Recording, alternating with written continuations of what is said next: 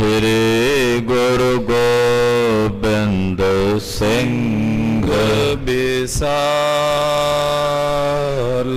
ਕਰੋ ਤਰਾ ਪਰ ਪੁੰਨ ਪੁੰਨ ਸੀਸ ਵਾਹਿਗੁਰੂ ਪੁੰਨ ਪੁੰਨ ਸੀਸਾ। ਬੰਦੋ ਬਾਰ ਬਾਰ ਜਗਦੀਸਾ। ਏਕੰਕਾਰ ਸਤਿਗੁਰੂ ਤੇਹ ਪ੍ਰਸਾਦ ਸਚ ਹੋਏ। ਵਾਹਿਗੁਰੂ ਜੀ ਕੀ ਫਤਿਹ। ਬੇਗਨ ਬਿਨਾਸਨ ਸੋਏ। ਜਿਸ ਮਹ ਅੰਮ੍ਰਿਤ ਗਿਆਨ ਹੈ ਮਾਨਕ ਭਗਤ ਵਰਾਗ। ਗੁਰੂ ਗ੍ਰੰਥ ਸਾਹਿਬ ਉਤਰ ਬੰਦੋ ਕਰ ਅਨੁਰਾਗ। ਗੁਰੂ ਗ੍ਰੰਥ ਸਾਹਿਬ ਉਦਦ ਬੰਦੋ ਕਰ ਅਨੁਰਾਗ। ਸਤਨਾਮ ਸ੍ਰੀ ਵਾਹਿਗੁਰੂ ਸਾਹਿਬ ਜੀ। ਚੌਪਈ। ਸਭ ਹਿਨ ਕੋ ਦੀਨੋ ਉਪਦੇਸ਼। ਸਤਨਾਮ ਕੋ ਭਜੋ ਹਮੇਸ਼। ਗੁਰ ਕੋ ਸੇਵੋ ਜਨਮ ਸੁਧਾਰੋ। ਗੁਰਮੁਖ ਬਨੋ ਅੰਤ ਨਿਹਾਰੋ। ਵਾਹਿਗੁਰੂ ਜੀ ਕਾ ਖਾਲਸਾ ਵਾਹਿਗੁਰੂ ਜੀ ਕੀ ਫਤਿਹ। ਧੰਨ ਧੰਨ ਗੁਰਦੇਵ ਜੇ ਸੰਗ ਹਰ ਜਪੇ। ਗੁਰ ਕਿਰਪਾਲ ਜਪੈ ਤਾਂ ਅਵਗੁਣ ਸਭ ਛਪੇ। ਐਸੇ ਪਰਮ ਦਿਆਲੂ ਕਿਰਪਾਲੂ ਦਇਆਨਿਧ ਸਤਿਗੁਰੂ ਸ੍ਰੀ ਗੁਰੂ ਗ੍ਰੰਥ ਸਾਹਿਬ ਜੀ ਮਹਾਰਾਜ ਜੀ ਦੀ ਪਵਿੱਤਰ ਹਜ਼ੂਰੀ 'ਚ ਜੁੜ ਬੈਠੀ ਗੁਰੂ ਕੀ ਸਾਜੀ ਔਰ ਨਵਾਜੀ ਹੋਈ ਗੁਰੂ ਕਾ ਖਾਸ ਰੂਪ ਗੁਰੂ ਖਾਲਸਾ ਸਾਧ ਸੰਗਤ ਜੀਓ। ਵੱਡਿਆਂ ਭਾਗਾਂ ਵਾਲੇ ਹੋ ਕੇ ਸੰਧਿਆ ਵੇਲੇ ਦੇ ਸਜੇ ਹੋਏ ਦੀਵਾਨਾਂ 'ਚ ਇਕੱਤਰ ਹੋ ਕੇ ਹਾਜ਼ਰੀਆਂ ਭਰ ਕੇ ਆਪਣੇ ਜੀਵਨ ਦਾ ਕੁਝ ਸਮਾਂ ਸਤਿਗੁਰਾਂ ਦੇ ਲੇਖੇ ਲਾ ਕੇ ਸਫਲਾ ਕਰ ਰਹੇ ਹੋ। ਜ਼ਿੰਦਗੀ ਦਾ ਇਹ ਸਮਾਂ ਬੀਤ ਰਿਹਾ ਹੈ, ਪਰ ਉਹ ਸਮਾਂ ਸਫਲ ਹੋ ਜਾਂਦਾ ਜਿਹੜਾ ਆਪਣੇ ਸਾਈਂ ਦੀ ਯਾਦ 'ਚ ਗੁਜ਼ਰਦਾ ਹੈ। ਉਹਦੇ ਤੇ ਸਮੇਂ ਤੇ ਸਫਲਤਾ ਦੀ ਮੋਹਰ ਲੱਗ ਜਾਂਦੀ ਹੈ। ਧੰਨ ਗੁਰੂ ਹਰਗੋਬਿੰਦ ਸਾਹਿਬ 6ਵੇਂ ਪਾਤਸ਼ਾਹ ਦੇ ਇਤਿਹਾਸ ਦੀ ਕਥਾ ਆਪ ਜੀ ਸਰਵਣ ਕਰ ਰਹੇ ਹੋ। ਬਾਦਸ਼ਾਹ ਜਹਾਂਗੀਰ ਨਾਲ ਸਤਿਗੁਰਾਂ ਦੀ ਮੁਲਾਕਾਤ ਹੋਈ। ਗੁਰਦੇਵ ਨੇ ਬਚਨ ਕੀਤਾ ਕਿ ਬਾਦਸ਼ਾਹ ਅਸੀਂ ਹੁਣ ਵਾਪਸ ਪੰਜਾਬ ਨੂੰ ਜਾਣਾ ਹੈ। ਬਾਦਸ਼ਾਹ ਨੇ ਬੇਨਤੀ ਕੀਤੀ ਮਹਾਰਾਜ ਮੈਂ ਵੀ ਕਸ਼ਮੀਰ ਜਾਣਾ ਹੈ, ਆਪ ਜੀ ਦੀ ਆਗਿਆ ਹੋਵੇ ਤੇ ਮੈਂ ਨਾਲ ਪੰਜਾਬ ਤੱਕ ਮਾਝੇ ਦੇ ਇਲਾਕੇ ਤੱਕ ਆਪ ਜੀ ਦੇ ਨਾਲ ਚੱਲਾਂ। ਤ੍ਰੋਦਸ਼ਮੀ ਦਾ ਦਿਨ ਮੁਕਰਰ ਹੋਇਆ ਦਿੱਲੀ ਤੋਂ ਚੱਲਣ ਦਾ। ਗਰੀਬ ਨਵਾਜ ਪਾਤਸ਼ਾਹ ਜੀ ਦੇ ਚੱਲਣ ਦੀ ਖਬਰ ਜਦੋਂ ਦਿੱਲੀ ਦੀ ਸੰਗਤ ਨੂੰ ਪਤਾ ਲੱਗੀ, ਦਿੱਲੀ ਦੇ ਜਿਤਨੇ ਸਿੱਖ ਸਨ ਸਭ ਮਹਾਰਾਜ ਜੀ ਦੇ ਦਰਸ਼ਨ ਕਰਨ ਵਾਸਤੇ ਗੁਰੂ ਚਰਨਾਂ 'ਚ ਹਾਜ਼ਰ ਹੋਏ। ਦਇਆਨੰਦ ਸਵਾਮੀ ਜੀ ਨੂੰ ਬੇਨਤੀ ਕੀਤੀ ਮਹਾਰਾਜ ਸਾਡੇ ਤੇ ਕਿਰਪਾ ਕਰੋ, ਸਾਡੀ ਕਲਿਆਣ ਕਰੋ, ਜਨਮ ਮਰਨ ਦੀ ਨਿਰਵਿਰਤੀ ਕਰੋ, ਸਾਡੇ ਬੰਧਨ ਕੱਟੋ। ਧੰਨ ਗੁਰੂ ਹਰਗੋਬਿੰਦ ਸਾਹਿਬ ਜੀ ਮਹਾਰਾਜ ਜੀ ਨੇ ਦਿੱਲੀ ਦੀ ਸੰਗਤ ਨੂੰ ਚੱਲਣ ਤੋਂ ਪਹਿਲਾਂ ਉਪਦੇਸ਼ ਦਿੱਤਾ ਹੈ। ਉਹ ਵਚਨ ਆ ਰਹੇ ਨੇ ਜਿਵੇਂ ਪਾਤਸ਼ਾਹ ਨੇ ਦਿੱਲੀੋਂ ਚਾਲਾ ਮਾਰਿਆ, ਉਹ ਕਥਾ ਆ ਰਹੀ ਹੈ। ਆਓ ਮਨ ਬਿਰਤੀਆਂ ਇਕਾਗਰ ਕਰਕੇ ਸਤਿਗੁਰੂ ਜੀ ਦੀ ਇਹ ਪਾਵਨ ਕਲਿਆਣਕਾਰੀ ਕਥਾ ਸਰਵਣ ਕਰੀਏ। ਪੰਜ ਪਿਆਲੇ ਪੰਜ ਪੀਰ ਛਠਮ ਪੀਰ ਬੈਠਾ ਗੁਰ ਭਾਰੀ। ਅਰਜਨ ਕਾਇਆ ਪਲਟ ਕੇ ਮੂਰਤ ਹਰਗੋਬਿੰਦ ਸਵਾਰੀ। ਚੱਲੀ ਪੀੜੀ ਸੋਢੀਆਂ ਰੂਪ ਦਿਖਾਵਣ ਵਾਰੋ ਵਾਰੀ। ਦਲ ਭੰਜਨ ਗੁਰ ਸੂਰਮਾ ਵੱਡ ਜੋਧਾ ਬੋਪਾ ਰੁਪਕਾਰੀ।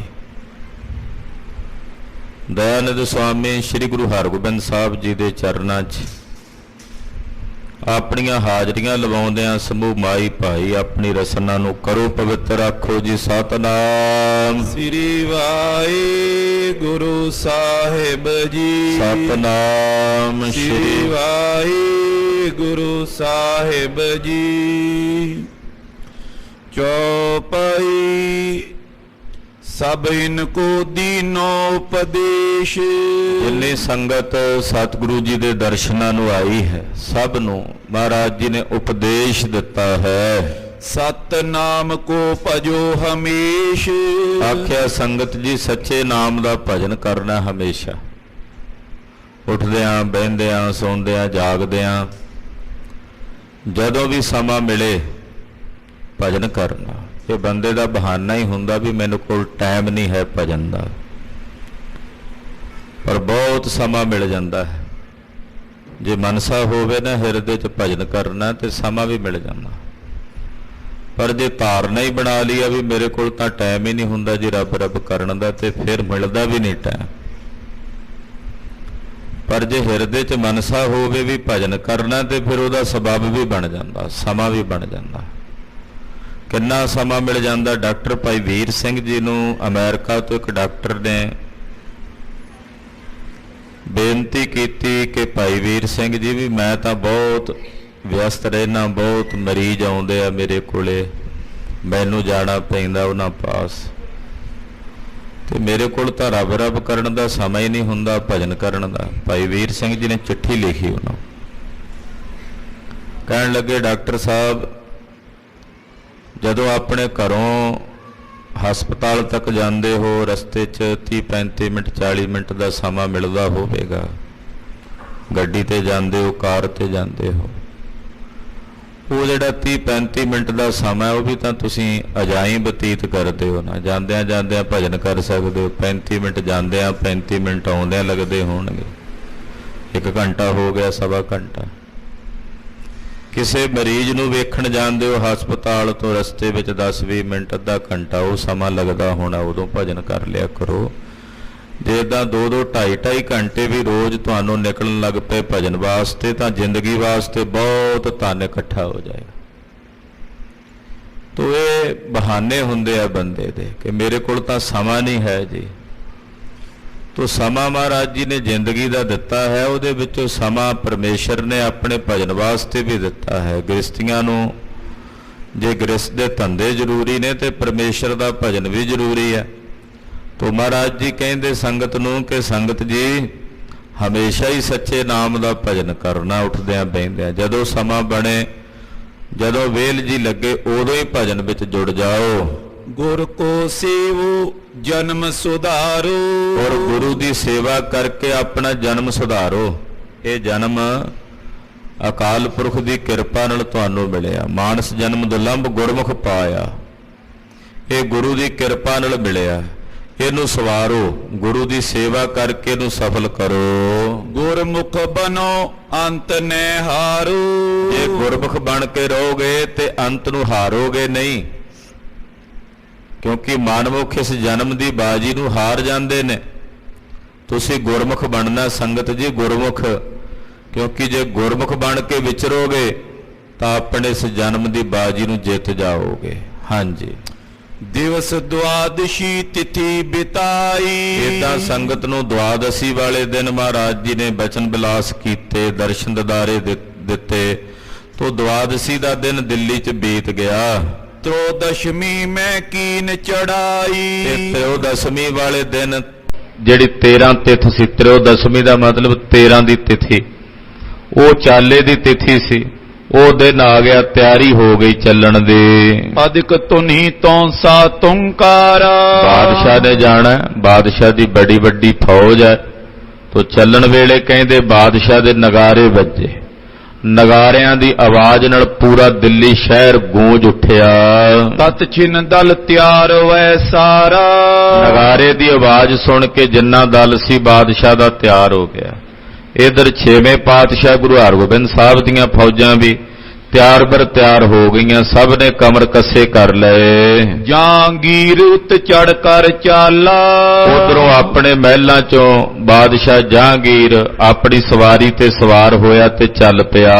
ਮਾਨਵ ਚਲੀ ਹਜ਼ਾਰੋਂ ਨਾਲਾ, ਹਜ਼ਾਰਾਂ ਦੀ ਗਿਣਤੀ ਚ ਉਹਦੇ ਨਾਲ ਫੌਜਾਂ ਜਾ ਰਹੀਆਂ ਨੇ, ਸੈਂਕੜਿਆਂ ਦੀ ਗਿਣਤੀ ਚ ਉਹਦੇ ਅਹਿਲਕਾਰ, ਉਹਦੇ ਵਜ਼ੀਰ, ਉਹਦੇ ਅਫਸਰ ਉਹ ਨਾਲ ਜਾ ਰਹੇ ਨੇ ਬਾਦਸ਼ਾਹ ਦੇ। ਤਬ ਜੀਠਾ ਮਨ ਮਾਏ ਵਿਚਾਰੇ, ਇੱਧਰ ਸਤਿਗੁਰੂ ਜੀ ਨੇ ਵੀ ਤਿਆਰਾ ਕੀਤਾ, ਮਹਾਰਾਜ ਜੀ ਦੇ ਯੋਧੇ ਤਿਆਰ ਬਰ ਤਿਆਰ ਹੋ ਕੇ ਚੱਲ ਰਹੇ ਨੇ। ਤੋ ਜਦੋਂ ਚੱਲਣ ਲੱਗੇ ਤੇ ਭਾਈ ਜੇਠਾ ਜੀ ਜੋ ਗੁਰੂ ਹਰਗੋਬਿੰਦ ਸਾਹਿਬ ਜੀ ਦੇ ਬਹੁਤ ਹੀ ਪਿਆਰੇ ਸਿੱਖ ਨੇ, ਪੰਜਵੇਂ ਪਾਤਸ਼ਾਹ ਦੇ ਸਮੇਂ ਦੀ ਇਹਨਾਂ ਨੇ ਸਿੱਖੀ ਧਾਰਨ ਕੀਤੀ ਭਾਈ ਜੇਠਾ ਜੀ ਨੇ।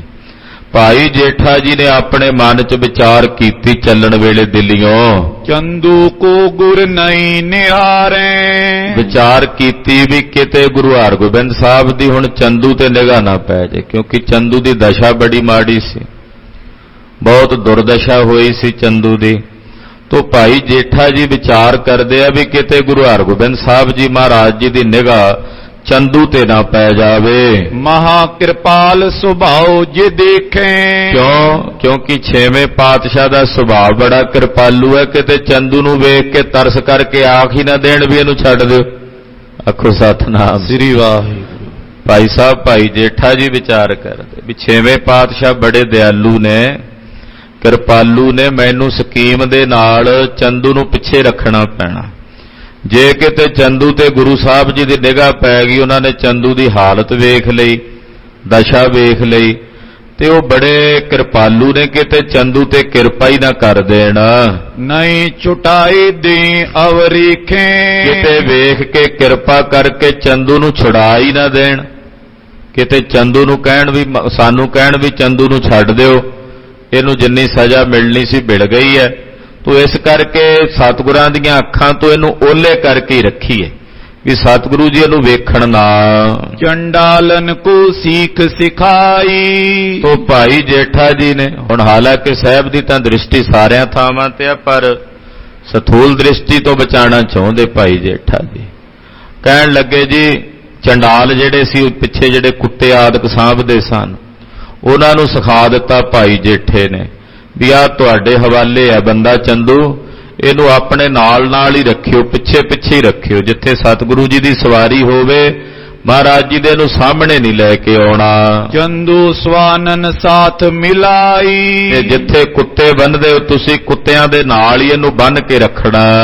ਗੁਰ ਕੀ ਦ੍ਰਿਸ਼ਟ ਬਚਾਵਤੇ ਆਵੋ, ਔਰ ਸਤਿਗੁਰਾਂ ਦੀ ਦ੍ਰਿਸ਼ਟੀ ਤੋਂ ਇਹਨੂੰ ਬਚਾਉਂਦੇ ਬਚਾਉਂਦੇ ਆਉਣਾ ਵੀ ਮਹਾਰਾਜ ਜੀ ਦੇ ਸਾਹਮਣੇ ਨਾ ਲਿਆਇਓ, ਕਿਉਂਕਿ ਸਤਿਗੁਰਾਂ ਦਾ ਸੁਭਾਅ ਬੜਾ ਦਿਆਲੂ ਹੈ, ਉਹ ਕਿਤੇ ਵੇਖ ਕੇ ਇਹਦੇ ਤੇ ਦਇਆ ਨਾ ਕਰ ਦੇਣ, ਇਸ ਕਰਕੇ ਇਹਨੂੰ ਪਿੱਛੇ ਹੀ ਰੱਖਿਓ ਆਪਣੇ ਨਾਲ, ਸਤਿਗੁਰੂ ਜੀ ਦੇ ਸਾਹਮਣੇ ਨਾ ਇਹਨੂੰ ਲੈ ਕੇ ਆਇਓ। ਡੇਰਾ ਦੂਰ ਕਰੋ ਇਸ ਥਾਵੋਂ, ਔਰ ਜਿੱਥੇ ਸਤਿਗੁਰੂ ਜੀ ਦਾ ਸਥਾਨ ਦਾ ਡੇਰਾ ਹੋਵੇ ਉੱਥੋਂ ਕੁਝ ਦੂਰੀ ਤੇ ਪਿੱਛੇ ਹੀ ਡੇਰਾ ਰੱਖਣਾ ਤੁਸੀਂ, ਕਿਉਂਕਿ ਤੁਹਾਡੇ ਕੋਲ ਸ਼ਿਕਾਰੀ ਕੁੱਤੇ ਨੇ, ਚੀਤੇ ਨੇ, ਉਹਦੇ ਨਾਲ ਹੀ ਇਹਦਾ ਡੇਰਾ ਰੱਖਣਾ, ਪਿੱਛੇ ਰੱਖਣਾ ਸਤਿਗੁਰਾਂ ਤੋਂ। ਇਮ ਕਹਿ ਕਰ ਸੰਗਰੀ ਗਰ ਡਾਰੀ, ਏਦਾਂ ਕਹਿ ਕੇ ਭਾਈ ਜੇਠਾ ਜੀ ਹੋਣਾ ਨੇ ਚੰਡਾਲਾਂ ਨੂੰ ਹੁਕਮ ਕਰਕੇ ਸਿਖਾ ਦਿੱਤਾ ਸਾਰਾ ਕੁਝ। ਤੋ ਚੰਡਾਲਾਂ ਨੇ ਚੰਦੂ ਦੇ ਗਲ ਦੇ ਵਿੱਚ ਜਿਵੇਂ ਕੁੱਤਿਆਂ ਦੇ ਗਲਾਂ 'ਚ ਸੰਗਲੀ ਪਾਈ ਸੀ, ਇਹਦੇ ਗਲ ਦੇ ਵਿੱਚ ਵੀ ਸੰਗਲੀ ਪਾ ਲਈ। ਨਰ ਚੋਰੀ ਗਨ ਖਲ ਰਖਵਾਰੀ, ਔਰ 5-4 ਬੰਦੇ ਛੱਡ ਦਿੱਤੇ ਇਹਦੀ ਰੱਖਿਆ ਲਈ ਵੀ ਕਿਤੇ ਕੋਈ ਸਿਪਾਹੀ ਆ ਕੇ ਇਹਨੂੰ ਨਾ ਛੁਡਾ ਲਵੇ, ਕਿਉਂਕਿ ਬਾਦਸ਼ਾਹ ਵੀ ਜਾ ਰਿਹਾ ਸੀ ਨਾ ਨਾਲ, ਬਾਦਸ਼ਾਹ ਦੇ ਅਹਿਲਕਾਰ ਵੀ ਸੀ, ਕਿਤੇ ਬਾਦਸ਼ਾਹ ਦੇ ਅਹਿਲਕਾਰ ਜਿਹੜੇ ਚੰਦੂ ਦੇ ਯਾਰ ਨੇ ਉਹ ਆ ਕੇ ਛੁਡਾ ਨਾ ਲੈਣ, ਇਸ ਕਰਕੇ ਤਕੜਾਈ ਵੀ ਰੱਖੀ। 5-4 ਬੰਦੇ ਵੀ ਭਾਈ ਜੇਠਾ ਜੀ ਨੇ ਪਹਿਰੇਦਾਰੀ ਦੇ ਉੱਤੇ ਚੰਦੂ ਤੇ ਲਾ ਦਿੱਤੇ। ਆਪ ਮਿਲਿਓ ਗੁਰ ਕੀ ਸੰਗ ਜਾਈ, ਚੰਦੂ ਨੂੰ ਪਿੱਛੇ ਛੱਡ ਕੇ ਤੇ ਭਾਈ ਜੇਠਾ ਜੀ ਆਪ ਅੱਗੇ ਆ ਗਏ ਘੋੜਾ ਲੈ ਕੇ, ਧੰਨ ਗੁਰੂ ਹਰਗੋਬਿੰਦ ਸਾਹਿਬ ਜੀ ਮਹਾਰਾਜ ਜੀ ਨੂੰ ਆਣ ਕੇ ਮਿਲੇ।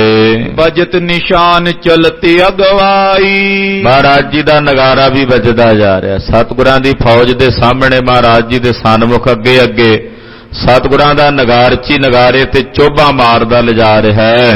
ਦਿਨ ਪ੍ਰਤ ਕੂਚ ਮੁਕਾਮ ਕਰਨ ਤੇ, ਉਧਰ ਬਾਦਸ਼ਾਹ ਤੇ ਬਾਦਸ਼ਾਹ ਦੀਆਂ ਫੌਜਾਂ ਜਾ ਰਹੀਆਂ ਨੇ, ਦਿੱਲੀੋਂ ਚੱਲ ਪਏ ਦਿਨ ਪ੍ਰਤੀ ਦਿਨ, ਜਿੱਥੇ ਰਾਤ ਪੈਂਦੀ ਆ ਉੱਥੇ ਡੇਰਾ ਕਰ ਲੈਂਦੇ। ਜਿੱਥੇ ਦਿਨ ਚੜ੍ਹਦਾ ਉੱਥੋਂ ਫੇਰ ਅੱਗੇ ਨੂੰ ਚੱਲ ਪੈਂਦੇ ਹਨ। ਕਬ ਕਬ ਗੁਰ ਅਰ ਸ਼ਾਹ ਮਿਲੰਤੇ। ਉਹ ਰਸਤੇ ਵਿੱਚ ਆਉਂਦਿਆਂ ਆਉਂਦਿਆਂ ਕਦੇ ਕਦੇ ਬਾਦਸ਼ਾਹ ਦੇ ਨਾਲ ਮਹਾਰਾਜ ਜੀ ਦਾ ਮਿਲਾਪ ਹੁੰਦਾ ਹੈ, ਕਦੇ ਬਾਦਸ਼ਾਹ ਆ ਕੇ ਸਤਿਗੁਰਾਂ ਨੂੰ ਮਿਲਣ ਲਈ ਪਹੁੰਚ ਜਾਂਦਾ ਹੈ, ਕਦੇ ਕਦੇ ਸਤਿਗੁਰੂ ਜੀ ਬਾਦਸ਼ਾਹ ਨੂੰ ਜਾ ਮਿਲਦੇ ਹਨ। ਅਨੇਕ ਖੁਸ਼ੀ ਕੀ ਬਾਤਨ ਕਰਤੇ। ਜਦੋਂ ਮਿਲਦੇ ਨੇ ਬੜੀ ਖੁਸ਼ੀ ਨਾਲ ਮਿਲਦੇ, ਬੜੀਆਂ ਖੁਸ਼ੀ ਦੀਆਂ ਗੱਲਾਂ ਹੁੰਦੀਆਂ, ਕੋਈ ਪਰਮਾਰਥ ਸੰਬੰਧੀ ਵਚਨ ਵਿਲਾਸ ਹੁੰਦੇ, ਏਦਾਂ ਕੁਝ ਰਾਜ ਭਾਗ ਦੀਆਂ ਗੱਲਾਂ ਵੀ ਪੁੱਛ ਲੈਂਦਾ ਬਾਦਸ਼ਾਹ ਸਤਿਗੁਰਾਂ ਕੋਲੋਂ। ਕੈ ਸੁਨ ਮਿਲ ਕਰ ਆਨੰਦ ਧਰਤੇ। ਜਦੋਂ ਵੀ ਆਪਸ ਵਿੱਚ ਮਿਲਦੇ ਕਾਫੀ ਲੰਮੇ ਸਮੇਂ ਤੱਕ ਗੱਲਬਾਤ ਹੁੰਦੀ ਔਰ ਬੜਾ ਹੀ ਆਨੰਦ ਵਰਤਦਾ ਦੋਹਾਂ ਪਾਸਿਓਂ। ਬਾਦਸ਼ਾਹ ਵੀ ਬੜਾ ਆਨੰਦਿਤ ਹੁੰਦਾ, ਸਤਿਗੁਰੂ ਜੀ ਤਾਂ ਰਹਿੰਦੇ ਹੀ ਖੇੜੇ ਵਿੱਚ ਨੇ, ਮਹਾਰਾਜ ਜੀ ਤਾਂ ਸਦਾ ਹੀ ਆਨੰਦ ਵਿੱਚ ਹਨ। ਜਿਤਕ ਗੁਰੂ ਚਾਹਤ ਮਗ ਚਾਲੇ। ਜਿੰਨਾ ਕੁ ਸਤਿਗੁਰੂ ਜੀ ਚੱਲਣਾ ਚਾਹੁੰਦੇ ਰੋਜ਼, ਮਹਾਰਾਜ ਜੀ ਦੇ ਉੱਤੇ ਬਾਦਸ਼ਾਹ ਨੇ ਮੁਕਰਰ ਕੀਤਾ ਹੋਇਆ, ਸਤਿਗੁਰੂ ਜੀ ਤੁਸੀਂ ਆਪਣੀ ਮਰਜ਼ੀ ਮੁਤਾਬਕ ਚੱਲਣਾ, ਜਿੰਨਾ ਪੈਂਡਾ ਤੁਸੀਂ 10 ਕੋ 20 ਕੋ 30 ਕੋ ਜਿੰਨਾ ਚੱਲਣਾ ਤੁਸੀਂ ਆਪਣੀ ਮਰਜ਼ੀ ਨਾਲ ਚੱਲਣਾ। ਜਿੱਥੇ ਤੁਸੀਂ ਪੜਾਅ ਕਰਿਆ ਕਰੋਗੇ ਪਿੱਛੇ ਮੈਂ ਪੜਾਅ ਕਰ ਲਿਆ ਕਰੂੰ। ਤੋ ਸਤਿਗੁਰੂ ਜੀ ਜਿੰਨੀ ਆਪਣੀ ਮਰਜ਼ੀ ਨਾਲ ਚੱਲਦੇ, ਕਦੇ 10 ਕੋ ਪੈਂਡਾ ਵੀ ਤੈਅ ਕਰ ਲੈਂਦੇ, ਕਦੇ 30 ਕੋ ਵੀ, ਕਦੇ 40 ਕੋ ਵੀ ਆ ਜਾਂਦੇ ਹਨ। ਤਿਤੋ ਸ਼ਾਹ ਚੈ ਚਲੀ ਸੁਖਾਲੀ। ਬਾਦਸ਼ਾਹ ਵੀ ਓਨਾ ਹੀ ਪੈਂਡਾ ਤੈਅ ਕਰਦਾ, ਨਾਲ ਸਤਿਗੁਰੂ ਜੀ ਦੀ ਆਗਿਆ ਦੇ ਮੁਤਾਬਕ ਚੱਲਦਾ ਹੈ। ਇੱਕ ਦਿਨ ਸ਼ਾਹ ਸੰਗ ਗੁਰ ਮਿਲੇ। ਇੱਕ ਦਿਨ ਰਸਤੇ ਵਿੱਚ ਨਾ ਸ਼ਾਮ ਜੇ ਦਾ ਸਮਾਂ ਸੀ ਤੇ ਪੜਾਅ ਕੀਤਾ ਹੋਇਆ, ਸਤਿਗੁਰੂ ਜੀ ਵੀ ਉਤਰੇ ਨੇ ਨੇੜੇ ਤੇ ਬਾਦਸ਼ਾਹ ਵੀ ਉਤਰਿਆ। ਤੋ ਸਤਿਗੁਰੂ ਜੀ ਬਾਦਸ਼ਾਹ ਨੂੰ ਮਿਲਣ ਵਾਸਤੇ ਚਲੇ ਗਏ। ਜਿੱਥੇ ਬਾਦਸ਼ਾਹ ਦਾ ਤੰਬੂ ਲੱਗਾ ਸੀ, ਕਨਾਤਾਂ ਲੱਗੀਆਂ ਸੀ, ਪਰਦੇ ਲੱਗੇ ਹੋਏ ਸੀ, ਚਾਨਣੀਆਂ ਲੱਗੀਆਂ ਹੋਈਆਂ ਸੀ, ਬਾਦਸ਼ਾਹ ਦਾ ਪੂਰਾ ਠਾਠ ਬਾਗ ਸੀ ਜਿੱਥੇ। ਤੋ 6ਵੇਂ ਪਾਤਸ਼ਾਹ ਬਾਦਸ਼ਾਹ ਦੇ ਉਸੇ ਟਿਕਾਣੇ ਤੇ ਪਹੁੰਚ ਗਏ ਮਿਲਣ ਵਾਸਤੇ। ਬਚਨ ਬਿਲਾਸ ਬਖਾਨੇ ਭਲੇ। ਬਾਦਸ਼ਾਹ ਨੇ ਬੜੇ ਅਦਬ ਨਾਲ ਸਤਿਗੁਰਾਂ ਨੂੰ ਉੱਚੇ ਪਲਗੇ ਤੇ ਬਿਠਾਇਆ, ਆਪ ਵੀ ਬੈਠ ਗਿਆ ਸਨਮੁਖ ਤੇ ਬਚਨ ਬਿਲਾਸ ਚੱਲੇ। ਬਾਦਸ਼ਾਹ ਬੜਾ ਖੁਸ਼ ਹੋ ਕੇ ਮਹਾਰਾਜ ਜੀ ਨੂੰ ਕਈ ਸਵਾਲ ਪੁੱਛਦਾ ਹੈ, ਸਤਿਗੁਰੂ ਜੀ ਵੀ ਅੱਗੋਂ ਜਵਾਬ ਦਿੰਦੇ। ਕਦੇ ਘੋੜਿਆਂ ਦੀ ਗੱਲ ਚੱਲਦੀ ਹੈ, ਕਦੇ ਸ਼ਿਕਾਰ ਸੰਬੰਧੀ ਗੱਲ ਚੱਲਦੀ ਹੈ, ਕਦੇ ਸ਼ਸਤਰਾਂ ਦੀਆਂ ਗੱਲਾਂ ਬਾਤਾਂ ਚੱਲਦੀਆਂ ਨੇ, ਤੋ ਕਦੇ ਪਰਮਾਰਥ ਦੀ ਗੱਲਬਾਤ ਵੀ ਚੱਲਦੀ ਹੈ। ਇਹਦਾ ਬਾਦਸ਼ਾਹ ਦੇ ਨਾਲ ਬੈਠੇ ਮਹਾਰਾਜ ਜੀ ਬਚਨ ਬਿਲਾਸ ਕਰ ਰਹੇ ਹਨ। ਬੇਗਮ ਕੇ ਸਮੀਪ ਸ਼ੁਭ ਡੇਰੇ। ਤੇ ਜਿੱਥੇ ਬਾਦਸ਼ਾਹ ਦਾ ਡੇਰਾ ਸੀ ਬਿਲਕੁਲ ਨਾਲ ਹੀ ਉਹਦੀਆਂ ਬੇਗਮਾਂ ਬਾਦਸ਼ਾਹ ਦੀਆਂ, ਕਈ ਤੇ ਬੇਗਮਾਂ ਸੀ ਬਾਦਸ਼ਾਹ ਦੀਆਂ, ਆਯਾਸ਼ੀ ਲੋਕ ਹੁੰਦੇ ਆ ਬਾਦਸ਼ਾਹ ਆਦਿਕ। ਤੋ ਕਈ ਬੇਗਮਾਂ ਦਾ ਡੋਰਾ, ਉਹਦੇ ਵਿੱਚੋਂ ਇਹਦੀ ਇੱਕ ਸਭ ਤੋਂ ਵੱਡੀ ਬੇਗਮ ਜਿਹੜੀ ਇਹਨੇ ਜੰਗ 'ਚ ਜਿੱਤ ਕੇ ਲਿਆਂਦੀ ਸੀ, ਉਹਦਾ ਨਾਂ ਸੀ ਨੂਰ ਜਹਾਂ। ਉਹਦੇ ਸਮੇਤ ਬਹੁਤ ਸਾਰੀਆਂ ਬੇਗਮਾਂ, ਉਹ ਬਾਦਸ਼ਾਹ ਦਾ ਜਿੱਥੇ ਤੰਬੂ ਸੀ ਬਿਲਕੁਲ ਨਾਲ ਹੀ ਇੱਕ ਪਾਸੇ ਕਨਾਤ ਦੇ ਪਰਲੇ ਪਾਸੇ ਉਹ ਉਤਰੀਆਂ ਹੋਈਆਂ ਸਨ। ਚਿਕਨ ਚਰੋਖੇ ਲਗੇ ਕਨੇਰੇ।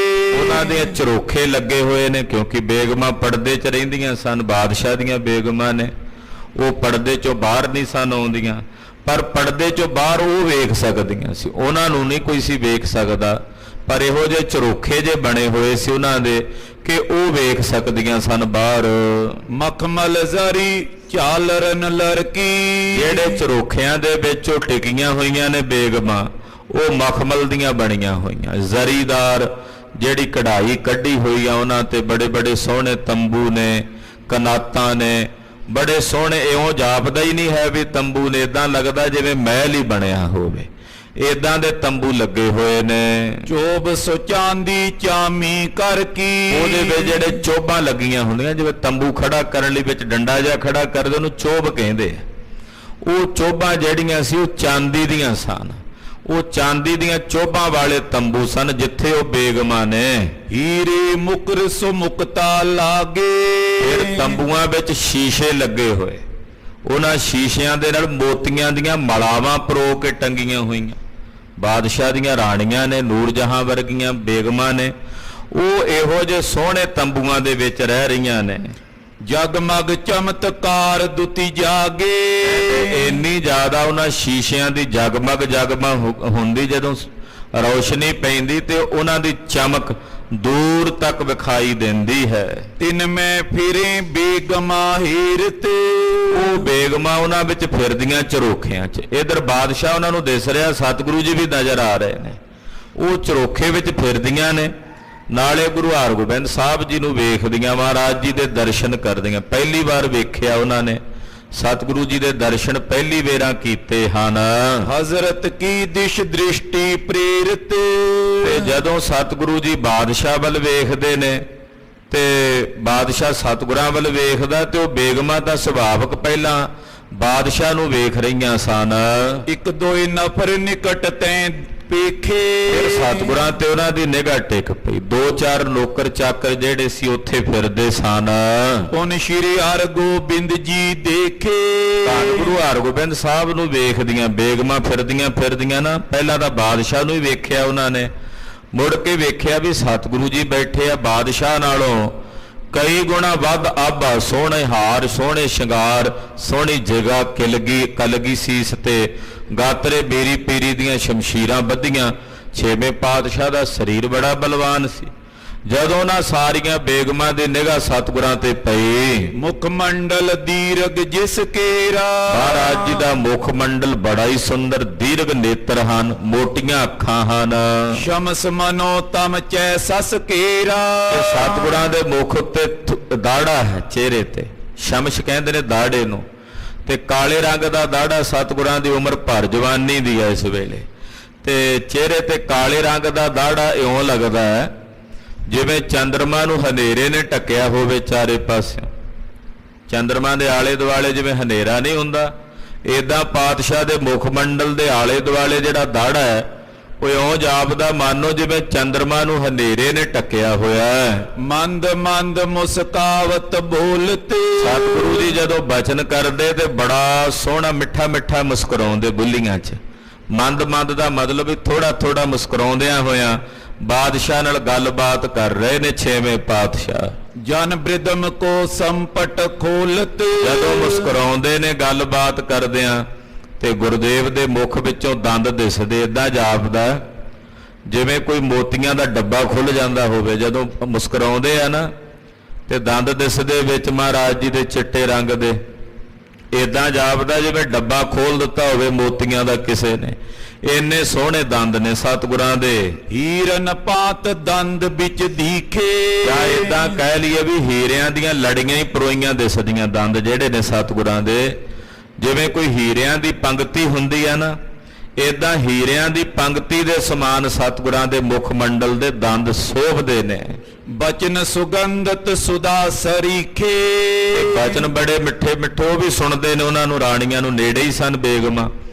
ਤੇ ਮਹਾਰਾਜ ਜੀ ਦੇ ਬੜੇ ਸੁਗੰਧੀ ਵਾਲੇ ਬਚਨ ਨੇ, ਬੜੇ ਹੀ ਮਿੱਠੇ, ਮਨ ਨੂੰ ਮੋਹ ਲੈਣ ਵਾਲੇ ਬਚਨ ਨੇ। ਬਹੁ ਬਿਸਤਰਤ ਬਿਲੋਚਨ ਬੰਕੇ। ਮਹਾਰਾਜ ਜੀ ਦੇ ਨੇਤਰ ਬਿਸਤਰਤ ਕਹਿੰਦੇ ਨੇ, ਮੋਟੀਆਂ ਮੋਟੀਆਂ ਅੱਖਾਂ ਸਤਿਗੁਰਾਂ ਦੀਆਂ। ਜਿੰਨੇ ਨੇਤਰ ਮੋਟੇ ਹੋਣ ਸੋਹਣੇ ਹੁੰਦੇ ਆ, ਤੇ ਮੋਟੀਆਂ ਅੱਖਾਂ ਦੇ ਨਾਲੇ ਤਿੱਖੀਆਂ ਨੇ। ਆਮ ਕਰਕੇ ਕਈਆਂ ਦੇ ਨੇਤਰ ਮੋਟੇ ਹੁੰਦੇ ਪਰ ਤਿੱਖੇ ਨਹੀਂ ਹੁੰਦੇ। ਮਹਾਰਾਜ ਜੀ ਦੇ ਨੇਤਰ ਜਿੱਥੇ ਮੋਟੇ ਨੇ ਉੱਥੇ ਤਿੱਖੇ ਵੀ ਹਨ। ਕਮਲ ਪਾਂਕੁਰੀ ਕੀ ਕਰ ਸੰਕੇ। ਪਾਤਸ਼ਾਹ ਦੇ ਨੇਤਰਾਂ ਦੇ ਉੱਤੇ ਜਿਹੜੀਆਂ ਪਲਕਾਂ ਨੇ ਉਹ ਇਉਂ ਜਾਪਦੀਆਂ ਜਿਵੇਂ ਕਮਲ ਦੇ ਫੁੱਲ ਦੀਆਂ ਪੰਖੜੀਆਂ ਹੁੰਦੀਆਂ, ਬੜੀਆਂ ਕੂਲੀਆਂ ਜੀ। ਕਮਲ ਦਾ ਫੁੱਲ ਵੇਖੋ ਨਾ ਕਿਤੇ ਤਾਲ ਵਿੱਚ, ਉਹਦੇ ਪੰਖ ਉੱਪਰਲੀਆਂ ਜਿਹੜੀਆਂ ਉਹਦੀਆਂ ਪੱਤੇ ਜੇ ਹੁੰਦੇ ਨਾ ਕਮਲ ਦੇ ਫੁੱਲ ਦੇ, ਉਹ ਪੰਖੜੀਆਂ ਬਹੁਤ ਹੀ ਕੂਲੀਆਂ ਤੇ ਨਰਮ ਜੀਆਂ ਹੁੰਦੀਆਂ। ਏਦਾਂ ਸਤਿਗੁਰੂ ਜੀ ਦੀਆਂ ਪਲਕਾਂ ਨੇ ਕਮਲ ਦੇ ਫੁੱਲ ਦੇ ਸਮਾਨ। ਜ਼ੇਵਰ ਜਬਰ ਜਵਾਹਰ ਜਰੇ। ਬੜੇ ਸੋਹਣੇ ਜ਼ੇਵਰਾਤ, ਗਹਿਣੇ, ਆਭੂਸ਼ਣ, ਜਿਨ੍ਹਾਂ 'ਚ ਬਹੁਤ ਕੀਮਤੀ ਜੜਾਊ ਜੜੇ ਹੋਏ ਨੇ, ਉਹ ਮਹਾਰਾਜ ਜੀ ਨੇ ਆਪਣੇ ਸਰੀਰ ਤੇ ਧਾਰਨ ਕੀਤੇ ਹੋਏ ਹਨ। ਪੈਰ ਸਰੀਰ ਵਿਭੂਖਤ ਕਰੇ। ਬੜੇ ਸੋਹਣੇ ਵਸਤਰ ਆਦਿਕ ਮਹਾਰਾਜ ਜੀ ਨੇ ਸਰੀਰ ਤੇ ਧਾਰਨ ਕੀਤੇ ਹੋਏ ਨੇ।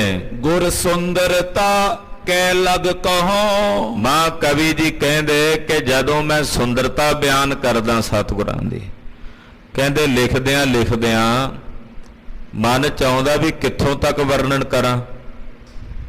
ਸਤਿਗੁਰਾਂ ਦੀ ਜਿਹੜੀ ਸੁੰਦਰਤਾ ਹੈ ਉਹ ਕਿੱਥੋਂ ਤੱਕ ਵਰਣਨ ਕਰੀਏ, ਉਹ ਵਰਣਨ ਚ ਨਹੀਂ ਆਉਂਦੀ। ਜਿੰਨੀ ਮਰਜ਼ੀ ਵਰਣਨ ਕਰੀ ਜਾਈਏ ਫਿਰ ਵੀ ਲੱਗਦਾ ਹਾਲੇ ਬਹੁਤ ਉਪਮਾ ਥੋੜੀ ਕਹੀ ਹੈ। ਇੰਨੀ ਸੁੰਦਰਤਾ ਸਤਿਗੁਰਾਂ ਦੀ ਕਿੱਥੋਂ ਤੱਕ ਵਰਣਨ ਕਰੀਏ ਕਹੀਏ। ਮੈਂ ਕੈਠਾ ਅਪਰ ਨ ਲਓ। ਕਹਿੰਦੇ ਪੂਰੀ ਧਰਤੀ ਤੇ ਪੂਰੇ ਬ੍ਰਹਿਮੰਡ ਵਿੱਚ ਪੂਰੇ ਵਿਸ਼ਵ ਵਿੱਚ ਸ੍ਰੀ ਗੁਰੂ ਹਰਗੋਬਿੰਦ ਸਾਹਿਬ ਵਰਗਾ ਸੁੰਦਰ ਕੋਈ ਦੂਜਾ ਦਿਸਦਾ ਹੀ ਨਹੀਂ, ਜਿਹਨੂੰ ਵੇਖ ਕੇ ਕਹਾਂ ਵੀ ਮੇਰੇ ਸਾਹਿਬ ਗੁਰੂ ਹਰਗੋਬਿੰਦ ਸਾਹਿਬ ਇਹੋ ਜਿਹੇ ਸੋਹਣੇ ਹਨ। ਕਹਿੰਦੇ ਕੋਈ ਦੂਸਰਾ ਦਿਸਦਾ ਹੀ ਨਹੀਂ ਪੂਰੇ ਮਹਾਮੰਡਲ ਵਿੱਚ, ਪੂਰੇ ਬ੍ਰਹਿਮੰਡ ਵਿੱਚ ਨਜ਼ਰ ਨਹੀਂ ਆਉਂਦਾ। ਰੂਪ ਬਿਲੋਕ ਬੇਗਮਾ ਸਾਰੀ। ਮਹਾਰਾਜ ਜੀ ਦਾ ਐਸਾ ਸੋਹਣਾ ਰੂਪ, ਸੋਹਣੇ ਸਰੂਪ ਨੂੰ ਨਾ ਬੇਗਮਾਂ ਨੇ ਵੇਖਿਆ, ਦਰਸ਼ਨ ਕੀਤੇ। ਰੀਜ ਰਹੀ ਜਨ ਮ੍ਰਿਗੀ ਵਿਚਾਰੀ। ਕਹਿੰਦੇ ਉਹ ਬੇਗਮਾਂ ਇੰਨੀਆਂ ਜ਼ਿਆਦਾ ਖਿੱਚੀਆਂ ਗਈਆਂ ਮਹਾਰਾਜ ਜੀ ਦੇ ਸਰੂਪ ਨੂੰ ਵੇਖ ਕੇ, ਹਰੀਆਂ ਗਈਆਂ। ਜਿਵੇਂ ਮਿਰਗਣੀਆਂ ਹੁੰਦੀਆਂ ਨਾ, ਕੰਡੇ ਹੇੜੇ ਦੀ ਆਵਾਜ਼ ਸੁਣ ਕੇ ਭੱਜ ਕੇ ਚਲੀਆਂ ਜਾਂਦੀਆਂ ਉਹਦੇ ਪਾਸ, ਏਦਾਂ ਇਹਨਾਂ ਦਾ ਮਨ ਕਰੇ ਵੀ ਛੇਤੀ ਨਾਲ ਸਤਿਗੁਰਾਂ ਦੇ ਕੋਲ ਜਾਈਏ। ਇੱਕ ਟੱਕ ਦੇਖ ਰਹੀ ਸਬਦਾਰਾ। ਕਈ ਇਸਤਰੀਆਂ ਜਿਹੜੀਆਂ ਉਹ ਬੇਗਮਾਂ ਸੀ ਉਹ ਤਾਂ ਸੁੰਨ-ਮੁੰਨ ਹੀ ਹੋ ਗਈਆਂ ਮਹਾਰਾਜ ਜੀ ਦੇ ਦਰਸ਼ਨ ਕਰਕੇ। ਜਿਵੇਂ ਕੋਈ ਪੱਥਰ ਦੀ ਮੂਰਤ ਨਹੀਂ ਹੋ ਜਾਂਦੀਆਂ, ਏਦਾਂ ਪੱਥਰ ਦੀਆਂ ਮੂਰਤ ਹੀ ਹੋ ਗਈਆਂ, ਅੱਖਾਂ ਵੀ ਨਹੀਂ ਫਰਕਾਉਂਦੀਆਂ, ਸੁੰਨ-ਮੁੰਨ ਹੀ ਹੋ ਗਈਆਂ ਮਹਾਰਾਜ ਜੀ ਦੇ ਦਰਸ਼ਨ ਕਰਕੇ। ਮਨੋ ਜੂਪ ਮੈਂ ਮਨ ਕੋ ਹਾਰਾ। ਏਦਾਂ ਹਾਰ ਗਈਆਂ ਮਾਨੋ ਜਿਵੇਂ ਜੂਏ 'ਚ ਮਨ ਹੀ ਹਾਰ ਗਈ। ਜਿਵੇਂ ਜੂਏ 'ਚ ਨਹੀਂ ਬੰਦਾ ਸਭ ਕੁਝ ਹਾਰ ਜਾਂਦਾ, ਸਤਿਗੁਰਾਂ ਦੇ ਸੋਹਣੇ ਸਰੂਪ ਨੂੰ ਵੇਖ ਕੇ ਬੇਗਮਾਂ ਮਾਨੋ ਜੂਏ 'ਚ ਆਪਣਾ ਮਨ ਹੀ ਹਾਰ ਗਈਆਂ। ਨਿਕਟ ਚਰੋਖੇ ਰਹਿ ਗਈ ਠਾਂਡੀ। ਲਾਗੇ ਹੀ ਝਰੋਖਾ ਸੀ, ਟੁਰਦੀਆਂ ਫਿਰਦੀਆਂ ਸੀ, ਉਹ ਖਲੋਤੀਆਂ ਰਹਿ ਗਈਆਂ। ਜਿਵੇਂ ਕਿਸੇ ਕੰਧ ਦੇ ਉੱਤੇ ਚਿੱਤਰ ਨਹੀਂ ਬਣਿਆ ਹੁੰਦਾ, ਬਿਲਕੁਲ ਫਿਕਸ ਹੋ ਜਾਂਦਾ, ਏਦਾਂ ਉਹ ਚਿੱਤਰ ਦੇ ਸਮਾਨ ਹੀ ਖਲੋ ਗਈਆਂ। ਪ੍ਰੀਤ ਬਿਲੋਕਨ ਕੀ ਉਰ ਬਾਡੀ। ਮਨ 'ਚ ਇੰਨੀ ਪ੍ਰੀਤ ਵਧੀ ਵੀ ਦਰਸ਼ਨ ਕਰੀਏ ਇਹਨਾਂ ਦੇ ਕੋਲ ਜਾ ਕੇ, ਕਿਉਂਕਿ ਹਾਲੇ ਤਾਂ ਝਰੋਖੇ 'ਚੋਂ ਵਿਖਦਾ ਸੀ, ਪੂਰਾ ਸਾਫ਼ ਨਹੀਂ ਸੀ ਦਿਸਦਾ। ਮਨ 'ਚ ਇੱਛਾ ਹੋਈ, ਬੇਗਮਾਂ ਦੇ ਪ੍ਰੀਤ ਜਾਗੀ ਕਿ ਇਹਨਾਂ ਦੇ ਕੋਲ ਜਾ ਕੇ ਇਹਨਾਂ ਦੇ ਦਰਸ਼ਨ ਕਰੀਏ। ਹਟ ਨਾ ਸਕੇ ਚਿੱਤਰ ਸਿਖਰੀ। ਜਿਵੇਂ ਕੋਈ ਤਸਵੀਰ ਖੜੀ ਹੁੰਦੀ ਆ ਨਾ ਕਿਸੇ ਦਰਖਤ ਤੇ ਜਾਂ ਕਿਸੇ ਕੰਧ ਤੇ ਬਣੀ, ਏਦਾਂ ਤਸਵੀਰ ਦੇ ਮਨਿੰਦ ਖਲੋ ਗਈਆਂ, ਮੁੜ ਨਹੀਂ ਸਕੀਆਂ ਪਿੱਛੇ। ਅੰਗ ਅੰਗ ਮੈਂ ਜਿਨ ਦੁਤੀ ਤਰੀ। ਕਹਿੰਦੇ ਮਹਾਰਾਜ ਜੀ ਦੇ ਅੰਗ ਪ੍ਰਤੀ ਅੰਗ ਵਿੱਚ ਸੋਹਣੀ ਦੁਤੀ ਤੇ ਪ੍ਰਕਾਸ਼ ਨਜ਼ਰ ਆਉਂਦਾ। ਜਬ ਲਗ ਗੁਰੂ ਸ਼ਾਹ ਟਿਗ ਖਰੇ। ਜਦੋਂ ਤੱਕ ਗੁਰੂ ਹਰਗੋਬਿੰਦ ਸਾਹਿਬ ਜੀ ਬਾਦਸ਼ਾਹ ਕੋਲ ਨਾ ਪਹਿਲਾਂ ਤਾਂ ਬੈਠੇ ਹੋਏ, ਫਿਰ ਖਲੋ ਕੇ ਬਚਨ ਕਰਨ ਲੱਗ ਪਏ। ਜਦੋਂ ਪਾਤਸ਼ਾਹ ਨੂੰ ਖੜਿਆਂ ਵੇਖਿਆ, 7.5 ਫੁੱਟ ਉੱਚਾ ਲੰਮਾ ਕੱਦ ਸੀ ਸਾਹਿਬਾਂ ਦਾ, 6ਵੇਂ ਪਾਤਸ਼ਾਹ ਦਾ। ਵੇਖ ਕੇ ਚਕਰਤ ਹੋ ਗਈਆਂ। ਪਹਿਲਾਂ ਬੈਠਿਆਂ ਦੇ ਦਰਸ਼ਨ ਕੀਤੇ, ਬਾਦਸ਼ਾਹ ਦਾ ਸਾਹਮਣੇ ਨਿਆਣਾ ਜਿਹਾ ਹੀ ਲੱਗੇ ਸਤਿਗੁਰਾਂ ਦੇ। ਗੁਰਦੇਵ ਪਾਤਸ਼ਾਹ ਦਾ ਸਰੀਰ ਬੜਾ ਉੱਚਾ ਲੰਮਾ, ਜੁੱਸਾ ਭਰਿਆ ਹੋਇਆ, ਡੌਲੇ ਮਹਾਰਾਜ ਜੀ ਦੇ ਵੱਖਰੇ ਦਿਸਣ, ਮੋਢੇ ਪਿੱਛੋਂ ਵੱਖਰੇ ਦਿਸਣ। ਲੱਕ ਮਹਾਰਾਜ ਸੱਚੇ ਪਾਤਸ਼ਾਹ ਦਾ ਪਤਲਾ ਹੈ ਤੇ ਲੱਤਾਂ ਗੁਰਦੇਵ ਸੱਚੇ ਪਾਤਸ਼ਾਹ ਦੀਆਂ ਇਉਂ ਜਾਪਦੀਆਂ ਜਿਵੇਂ ਰਣ ਥੰਬ ਹੋਣ। ਇਤੇ ਉਤਨਾਈ ਬਿਲੋਚਨ ਕਰੇ। ਤੇ ਉਹ ਜਿਹੜੀਆਂ ਰਾਣੀਆਂ ਬੇਗਮਾਂ ਇੱਕਦਮ ਟਕੀ ਲਾ ਕੇ, ਉਹ ਤਾਂ ਅੱਖਾਂ ਵੀ ਨਹੀਂ ਫਰਕਾਉਂਦੀਆਂ, ਇੱਧਰ ਉੱਧਰ ਨਹੀਂ ਫੇਰਦੀਆਂ। ਉਨ ਉਟ ਗੁਰੂ ਵਹਿਰ ਕੋ ਚਾਲੇ। ਪਾਤਸ਼ਾਹ ਨੂੰ ਮਿਲ ਕੇ ਤੇ ਸਤਿਗੁਰੂ ਸੱਚੇ ਪਾਤਸ਼ਾਹ ਜੀ, ਬਾਦਸ਼ਾਹ ਦਾ ਜਿਹੜਾ ਉਹ ਤੰਬੂ ਸੀ, ਕਨਾਤਾਂ ਸੀ, ਉਹਦੇ ਚੋਂ ਨਿਕਲ ਕੇ ਸਤਿਗੁਰੂ ਜੀ ਬਾਹਰ ਆਏ। ਅਵਲੋਕਤ ਅਕੁਲਾਵਤ ਨਾਲੇ। ਉਹ ਰਾਣੀਆਂ ਬੇਗਮਾਂ ਵੇਖਦੀਆਂ ਤੇ ਇੱਕਦਮ ਜਿਵੇਂ ਮਾਨੋ ਸਤਿਗੁਰੂ ਜੀ ਗਏ ਨਾ, ਉਹਨਾਂ ਨੂੰ ਹੌਲ ਜਿਹਾ ਪੈ ਗਿਆ ਮਨ 'ਚ ਵੀ ਖਬਰ ਹੈ ਉਹਨਾਂ ਦਾ ਕੀ ਘਟ ਗਿਆ। ਇੱਕਦਮ ਜ਼ਿਆਦਾ ਚਕਰਤ ਹੋ ਗਈਆਂ। ਚਿਤ ਮੈਂ ਲਗੀ ਚਟਪਟੀ ਐਸੇ। ਚਿੱਤ 'ਚ ਚਟਪਟੀ ਜੀ ਲੱਗ ਗਈ, ਅਟਪਟੀ ਜੀ ਲੱਗ ਗਈ ਬੇਗਮਾਂ ਦੇ ਵੀ। ਸਤਿਗੁਰੂ ਜੀ ਜਦੋਂ ਇੱਕਦਮ ਅੱਖਾਂ ਤੋਂ ਪਰੋਖੇ ਹੋਏ ਨਾ, ਬਾਹਰ ਨੂੰ ਚਲੇ ਗਏ, ਉਹਨਾਂ ਨੂੰ ਇਉਂ ਲੱਗਾ ਵੀ ਖਬਰੇ ਸਾਡਾ ਕੀ ਖੋਇਆ ਗਿਆ ਹੈ, ਕੀ ਸਾਡਾ ਗਵਾਚ ਗਿਆ ਹੈ। ਏਦਾਂ ਉਹਨਾਂ ਦੇ ਚਿੱਤਾਂ ਵਿੱਚ ਅਟਪਟੀ ਜੀ ਲੱਗ ਗਈ। ਇਨਸੋਂ ਮਿਲ ਬੋਲੇ ਹਮ ਕੈਸੇ।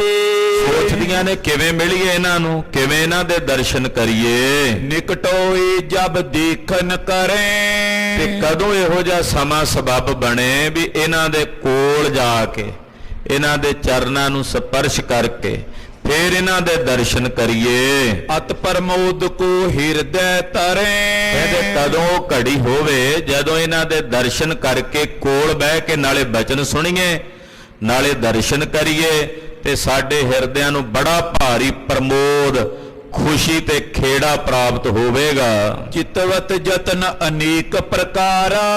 ਇਦਾਂ ਯਤਨ ਚਿਤਵਦੀਆਂ ਵੀ ਕੀ ਸਕੀਮ ਲਾਈਏ, ਕਿਉਂਕਿ ਬੇਗਮਾਂ ਨੂੰ ਤਾਂ ਇਜਾਜ਼ਤ ਨਹੀਂ ਸੀ ਨਾ ਕਿਸੇ ਮਰਦ ਨੂੰ ਮਿਲਣ ਦੀ, ਕਿਸੇ ਵੀ ਦੂਸਰੇ ਪੁਰਖ ਨੂੰ ਮਿਲਣ ਦੀ।